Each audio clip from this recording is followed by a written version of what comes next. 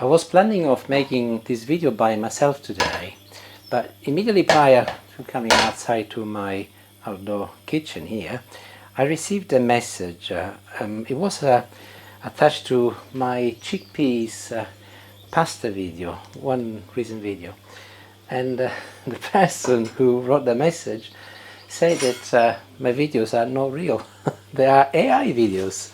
To be honest with you, I wasn't too sure if it was something I should take as a compliment or not. So I thought that I would drag Julie out, who was watching the television, so that she could come and film me, because actually I've got some bad news for you, I'm afraid. I'm real. And actually, to make it even worse, Julie is real. Yeah. She's here, she's with me, and she has very kindly agreed to come and film me today, so that we can evidence that we both exist. And actually, I'm making a similar video. Well, I'm making something with cannellini beans, which is also very healthy. And this is going to be a video where I'm going to share with you how I cook cannellini beans with cherry tomatoes. Actually, mine are plum tomatoes, but also you can use cherry tomatoes. And it's real. It does exist. In fairness to the person who left the comment, I think they mentioned the fact that my hob is a little bit odd at times. I think what they might have meant is that maybe there is a reflection of my side, or sometimes it looks a little bit odd because the camera goes in focus or out of focus.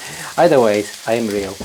And I'm actually at the moment sizzling some garlic and some onions, and I'll leave this on a gentle low temperature so that I don't burn my garlic, and my spoon has got a mind of its own today. So let's move on to the next part of my game. He doesn't want to sit there, just listen to him. I'll put him over here, look. Tomato puree, and I'm going to measure this because, again, different person has said to me that my quantities sometimes are not very accurate. So I'm going to measure a couple of the spoons, and I will add them to my garlic and my onion. So tomato puree goes in, and there's a more or less level, I suppose, by the time it's hit. And I'll mix it all together, and I will leave this to marinate with the onion and the garlic gently so that it's dissolved. And whilst the onions and the garlic soften up, I'll put together some spices. Half a teaspoon of sugar first goes in, and this is to offset the acidity of some of the tomatoes I will be using. And then I've got here some oregano. Again, I will use a teaspoon, and as my spoon doesn't fit in these jars, to show you and evidence it, there you go, I'll do this so that it's just under a level teaspoon that goes in, or you can put more if you like, depends how much you like oregano. Next spice is paprika, and actually I find that sometimes it's easy to just mix everything together, and then you can add them to your mix. Again, similar to the oregano, approximately 1 level teaspoon. Try not to make a mess. And here is the surprise ingredient. Oh, cumin. I didn't mean to get cumin. What were we after? I'm actually after some curry powder. Oh, we don't have any here. I'll have to go and get it inside. Yeah, I don't think we keep it there, no. Yeah. Shall I pause? I'll go indoors. We'll pause, and we'll go and get some curry powder. It's very good to have a virtual wife who goes and get the curry powder from indoors. Thank you, Julie. Very helpful. Very helpful. So I've got here same quantity again, just under 1 teaspoon of curry powder. That goes in, and go some pepper again. I will add it to my mix. Again, with pepper you can put as little or as much as you like, and salt. I'm not going to be going mad because Julie is also designated salt police, so half a teaspoon is plenty. If she wasn't videoing me, I would most probably put a little bit more.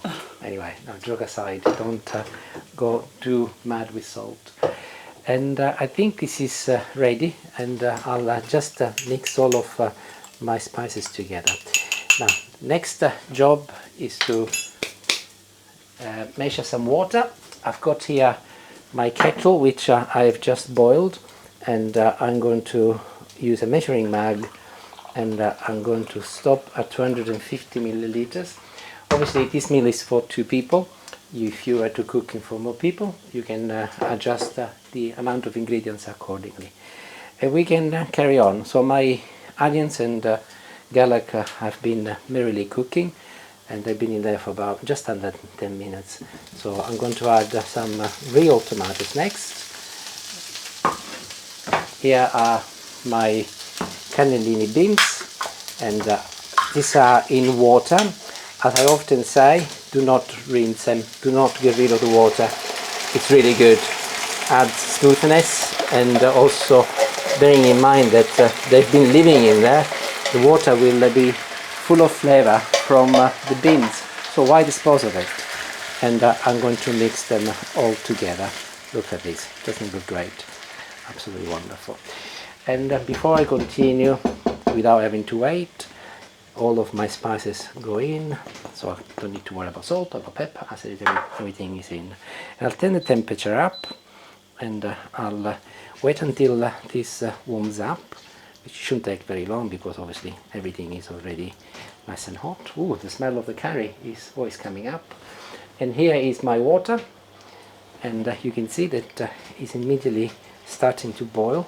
So I'll just use my 250 milliliters of water. In it goes, and I'll mix it together. So everything is beginning to boil. I'm going to place the lid on over here, and I'll move it in the center of my hob. Oops, that's a noisy one. And I'll turn the temperature on medium, and I'm going to place a griddle over here because I'm going to effectively griddle some bread, and I'm going to show you whilst the griddle warms up how easy this is to do. So I got some sliced bread. This is brown, or you can use any type of bread. And here I've got some olive oil, which I have marinated with oregano. I haven't added any salt for the same reason as before, because salt police is opposite. No, but also because there is no need. And bread has already got salt in anyway, and this is about the flavor of the olive oil and then the oregano. So I'll do both sides though, just like this, and I'll place some olive oil on each side. You do need to find the instructions for this, Hob, and turn the whistling off. Yeah, you keep making this noise, we don't really know why. This is the middle one, so I need to look at the instructions. So this is now nice and hot. I'll place my bread over here, and this will not take very long. So if you're going to make griddle bread like this, ensure that you stay on top of it, because it will burn if you just leave it on its own. It cannot be trusted. I'm going to press it with my hands, and I'll turn it to literally in about a couple of minutes or less. Julie has resolved the issue. Apparently I wasn't placing my pot in the middle, so we've moved over here because that's why we it's can't. whistling a lot. So there you go, problem solved. New toy, you need to learn how to use it. We knew that Julie was a genius. So I'm going to turn this now because I don't want them to burn. Can you see what I mean? So it's actually quite nice to have a little like that, but obviously not too much. And this will only take another couple of minutes, and they will be ready. So it's been cooking for about 10 minutes, but as it was a little bit too watery, for the last 5 I turned the power up so that some of the water evaporates. So the individual taste, really, you have to judge depending on how you like it. But this is perfect, and ideally you don't want to make a minestrone with this one. I cannot turn this off. There you go. And this is what we have. We got almost like a creamy effect, and it is ready. So I'm going to serve it, and I'm going to share with you what I do to finish off. So I've got a little bowl over here, and I'm picking some of my solids first, so that I make sure that I don't end up swimming in liquid. Something like this. Actually, I'll put a little bit more in. Perfect. Smell is actually very good. The main smell comes from the curry. You will not be surprised. Definitely. So a little olive oil at the very top of the dish. I would do this once you served, so that gives also a nice effect. And this is parsley. I'm going to apply some on top. You can also use coriander, by the way, if you like, or basil. That would be also very nice. And the dish is ready. All I need to do is to show you how I intend to present it. And there it is. Here's my bread, and dinner is served. So all I need to do now is to taste it, but I'm not going to spoil this because I'm going to use it for my photo, and I'm going to pick some from over here. Let's have a look.